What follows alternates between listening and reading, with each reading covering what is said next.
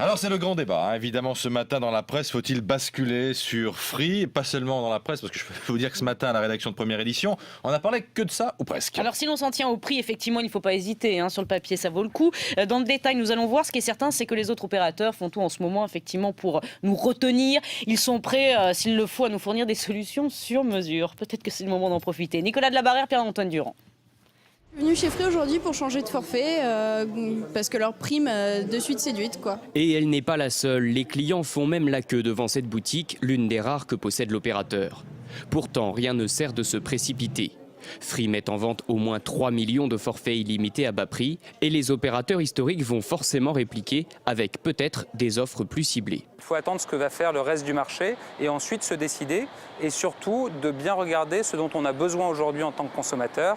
On n'a pas toujours besoin de surfer pour 3 gigas sur Internet, on n'a pas besoin toujours d'appels illimités, donc il faut bien regarder quelle est sa consommation actuelle. Autre bémol, l'offre ne comprend que le forfait. Il n'y a pas de mobile à ce prix-là, qu'il faut acheter son mobile à crédit. Or, aujourd'hui, quand on regarde pour un iPhone 4S par exemple chez Free, il faut payer 20 € par mois pendant 36 mois.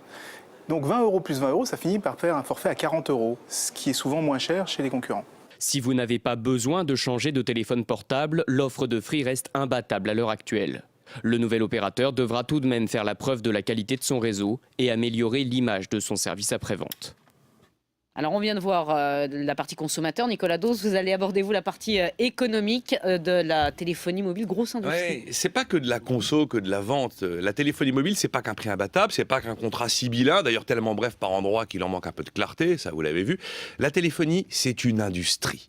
C'est un colossal réseau. Ce sont des exigences de débit de plus en plus fortes. Car il n'y a plus que la voix, mais il y a désormais Internet, vous le savez, ça s'affiche partout sur les écrans. Alors la question que je me pose ce matin, en cassant les prix, Free va-t-il gagner suffisamment d'argent? C'est bien d'aller capter des clients à coup de marketing super agressif, mais qu'est-ce qui reste derrière?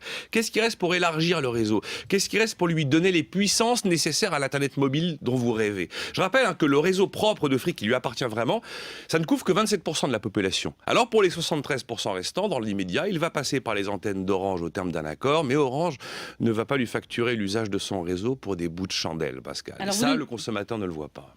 Très bien, heureusement que vous êtes là pour nous le dire. Vous nous dites en gros que Free assure en fait son succès aujourd'hui, sans se soucier de ce qui arrivera demain. C'est un peu la cigale. Il y a un peu de ça, effectivement. Alors, il faut reconnaître que la guerre commerciale, pour l'instant, a réussi à Free. Car Iliad, la maison mère de Free, est la seule entreprise française fondée il y a 20 ans, qui est toujours française, toujours indépendante et qui dépasse le milliard d'euros de chiffre d'affaires. Ce qui d'ailleurs, au passage, en dit quand même long sur la difficulté pour faire grandir une entreprise en France. Iliad vaut aujourd'hui en bourse autant que TF1, Lagardère et Air France réunis. Oui, mais dans le marketing ultra low cost, dans la course au volume, dans la course à la part de marché, il y a le risque aussi de pratiquer la politique de la terre brûlée et à terme de fragiliser le réseau, voire peut-être de le tuer le réseau. Parce que si pour lutter, les concurrents sont contraints de suivre absolument la même logique, d'aller vers du toujours moins cher, eh bien, il y a un moment où le prix low cost engendre des réseaux low cost aussi. Donc vous nous dites quand même ce matin que Free c'est très bien, on ne peut pas leur reprocher grand-chose, mais il y a quand même quelques bémols. On va le dire comme ça, l'histoire que je raconte sera peut-être démentie à l'avenir, c'est vrai.